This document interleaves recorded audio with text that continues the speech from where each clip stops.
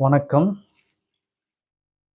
தமிழக அரசியல் தாங்க இன்னைக்கு இந்தியாவுல ஏன் உலக அளவுல கூட பேசும் படக்கூடிய பொருளாக இன்னைக்கு தமிழக அரசியல் தாங்க இருக்கு. காரணம் என்ன அப்படின்னு சொல்லி பார்த்தீங்கன்னா, எல்லோரும் புதியவர்கள். அமைச்சர்கள், எம்எல்ஏக்கள், நமது சிஎம் உள்பட இந்த துறைக்கு, பதவிக்கு புதிது. அதனால் இவர்கள் புதிதாக இருக்கக்கூடியவர்கள் இந்த பட்ஜெட் அப்படின்னு சொல்லக்கூடிய தருணம் நெருங்கி கொண்டு வருகிறது. பட்ஜெட் தாக்கலுக்குண்டான வேலைப்பாடுகள் மிகவும் மின்னல் வேகத்தில் நடந்து கொண்டு இருக்கிறதாக தலைமைச் செயலகத்திலிருந்து செய்திகள் வெளியாகி கொண்டிருக்கிறது.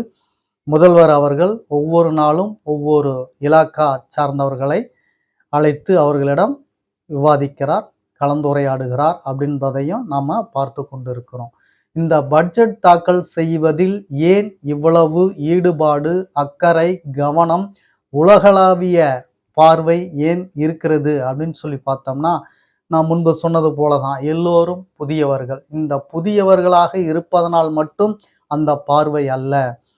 75 வருட காலங்கள், 50 வருட காலங்கள் அப்படின்னு சொல்லி கொண்டிருந்த 2 ஜாம்பவான் கட்சிகளை அடித்து தும்சம் செய்து ஓரம் கட்டிவிட்டு இந்த கட்சி ஆட்சி அமைத்திருப்பதன் விளைவுதான் இன்று உலகளாவிய பார்வை அத்தனையும் இந்த தமிழக பட்ஜெட் தாக்கலில் பார்வையை பதித்து வைத்து கொண்டு இருக்கிறது.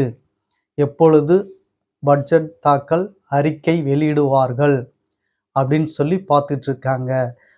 பார்த்து கொண்டு இருக்கக்கூடிய மக்கள், நீங்க என்ன நினைக்கிறீங்க? இந்த பட்ஜெட் உங்களுக்கு ஏற்ற விதமான பட்ஜெட்டாக அமையுமா?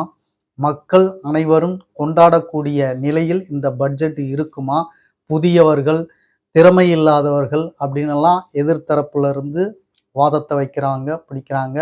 அப்படி அதையெல்லாம் முறியடித்து மக்கள் விரும்பும் விதமான எல்லோராலும் பாராட்டப்பட வேண்டிய நிலையில் இந்த பட்ஜெட்டு அமையுமா அப்படின்றத உங்களதோட கருத்துக்கள் என்ன, உங்களுடைய நிலைப்பாடுகள் என்ன அப்படின்றத கீழே கமெண்ட்ல சொல்லுங்க. மீண்டும் அடுத்த பதிவில் உங்களை சந்திக்கிறேன். நன்றி, வணக்கம். நான் உங்கள் அருள்ராம்.